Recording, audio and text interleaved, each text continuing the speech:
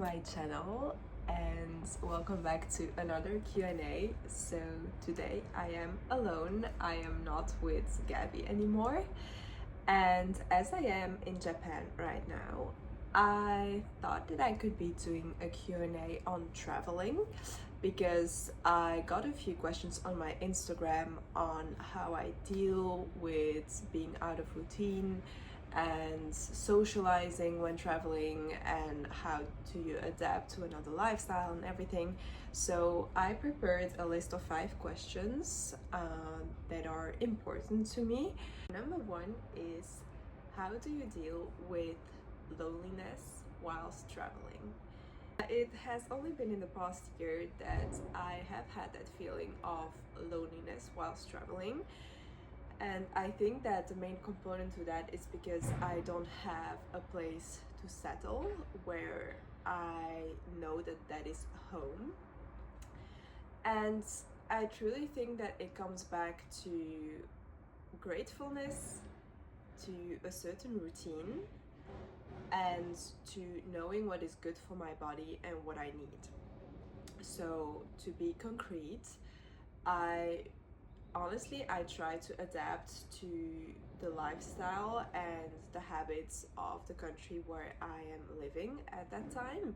So here in Japan, for example, people are very focused on work and they have long days. And so, as you guys might know, I love going to bed early and waking up at the same times and pretty early. And here, if I were to do that day in, day out, honestly, I cannot handle a full day. Like, it would be too much, or I would have to rely on caffeine, which would make me feel super anxious and stressed. So I know that I'm not gonna go that way. But I am still trying to stick to a routine that makes me feel energized, empowered, and makes me feel ready to face whatever I need to face that day, either casting, socializing, groceries, discovering a new country. So yeah, that is number 1, is trying to like adapt to the lifestyle. And then with regards to really feeling lonely, it is hard. It is hard. I must say that it's not easy to stay in touch with people who are super far away, and there's the time difference as well. But I'm really trying to focus on the friends and the family that really nourishes me. And maybe, yes, there will be a selection of people that probably are not your priority, and that's fine. It is a bit difficult to get through that moment and to maybe let go of certain friendships, but yeah, I think that these moments as well are really important in order to know where to put your energy and maybe what is not really fulfilling to you. And yeah, really getting out there, getting in real life instead of being on social media.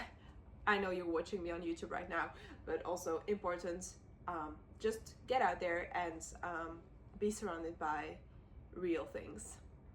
So that's my my question number 1, and that was a very interesting one, so very deep as well. So question number 2, what's your routine to stay balanced and consistent when you are not at home? It comes back to what does make me feel good. And instead of trying to see exercise and food as restrictive and as something that I must do or have to do, whatever, it's really like, okay, when I'm doing it, when I'm not doing it, what are the benefits of either of those practices, and why am I choosing to, for example, go for the junk food or not work out or not move my body, and how does that make me feel afterwards, instead of blaming myself for having eaten out or not having worked out or blah blah. I'm just like, okay, what does my body need right now? Is it sleep? Is it rest? Is it food? Is it socializing? Is it maybe a coffee? And not trying to blame myself for my choices, because if my body is craving something, it is telling me something, then I get a response to that as well. And for me, it is really about seeing, as I mentioned in a previous video, my body and my mind as a temple. And if you're literally treating them with respect, it will also get back to you in the right way. So it is really kind of shifting that mindset from restriction and have-tos, and you know, you have like lots of things on social media, the what I eat in the days and my 5 to 9 routine or whatever, and I'm like, okay, maybe that works for some people and it can be inspiring, but if it's not inspiring to you, honestly, ditch that and just try to stick to what makes you feel good. Maybe it is waking up at 10 and then going for your day, because in the mornings you cannot really be present. That's fine. Maybe it is waking up 1 hour before everyone else and doing a workout. Maybe it is having your tea in the moment and writing down whatever you're thinking of, and yeah, just trying to test out what is working for you and what is not. And then it is naturally gonna be easy for you to stick to a certain routine because you know that you feel nourished. When you're seeing it from that perspective, everything gets super easy. Then it's not even about, oh, do I have to do it? No, it's just, okay, what do I feel like? Then I'm just gonna follow that and making it a priority in my life. So, giving an example, I know that moving my body in the morning, like an early first thing, is really making me feel empowered and getting out of my head and releasing energy.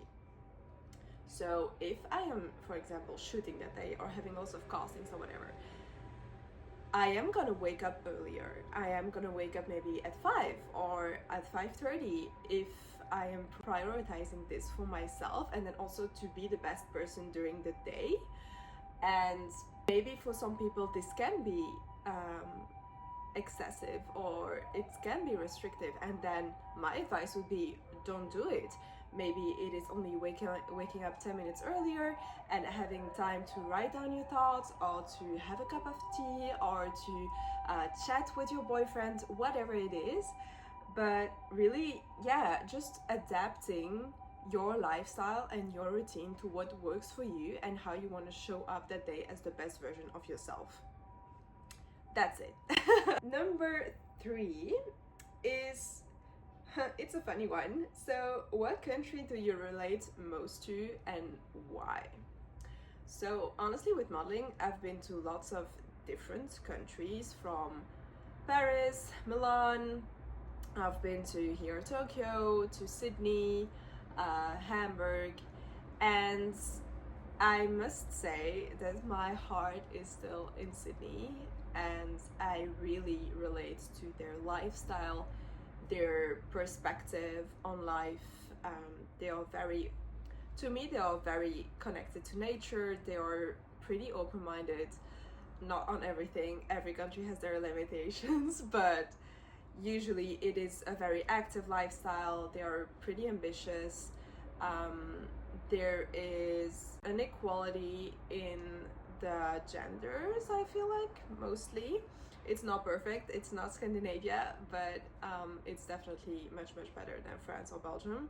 Their food is good, they have the ocean next to the city. It's a really balanced lifestyle. The people are so nice, there is a very good work-life balance, and that is also, for me, that's what life is about. It's not only about work and goals and objectives, even though I do have ambition, yes, but in the end it's also about living in the present and being around with people and actually enjoying your day, instead of always pushing yourself further to get more jobs, more money, higher clients, whatever. They really ground me there, and I think that is what I need right now. And yeah, that's why I'm attracted to the country. And honestly, the weather is so good as well. Like, if you have 20 degrees all year round at least and sun, it really shifts your mood. So yeah, coming from Belgium, I think that's also a big one for me. And then the last one is actually a very interesting one. It is, how do you socialize when you are traveling? And I think this can also apply if you are just staying in your home country, because I think that some people struggle. Definitely since COVID, it has probably, yeah, made loneliness much worse in that regard. Is because people just stay at home and they don't know how to get in touch with other people anymore. And I think we are meant for human connections, and not only through a screen, what I'm doing right now, but also in real life. And well, I think that in my personality, I'm a pretty open-minded person and pretty social from nature.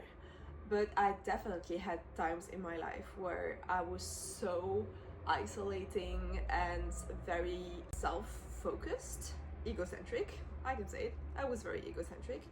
And what has helped me is just realizing that when I'm having the right people around me, and that is because I've worked on myself and I have aligned with what I want in my life, what I accept, what I don't accept anymore, what is important for me in friendship. So I know all of this. So tip number one, work on yourself, know what your values are and stick to those, because if you respect yourself, you're naturally going to draw to positive people and people that uplift you and that believe in you, instead of the opposite, negatives and people dragging you down and everything. And that can also apply in romantic relationships. And so I think that I just realized that when I was surrounded by that kind of people, it uplifted my mood so much, and I just felt way better afterwards than before. Maybe because I was sitting with my own thoughts or having a negative spiral, I'd be like, okay, let's shift my environment, let's call a friend, let's call my dad, let's call my best friend, whatever. And then I just instantly feel better. So it was really having this mindset shift of, okay, I am not in a great mood right now. Is it gonna be beneficial for me to stay here in my apartment with my own thoughts, with my own beliefs, limiting beliefs, instead of just going out? Maybe new people are gonna come to me, and that is also gonna put me in another energy. That would be my last question and advice for that one. So that was a very cool Q&A, and I really think that the whole traveling and isolation question is really huge, and that more and more people are dealing with loneliness and with feeling stuck in that. And yeah, I really think that by knowing that you're not the only one, and that I have dealt and I'm still dealing with loneliness sometimes, can be reassuring. Even though I am a social person and I am used to it, I have been in the modeling industry for so long, it is not easy. So don't push yourself too much and focus on the joy. So thank you guys very much for watching this little Q&A. I hope that you got something out of that. And I'm very curious about more questions of you, and definitely put them down below, and I will probably make another Q&A after this one. So I hope that I see you in the next. Bye bye.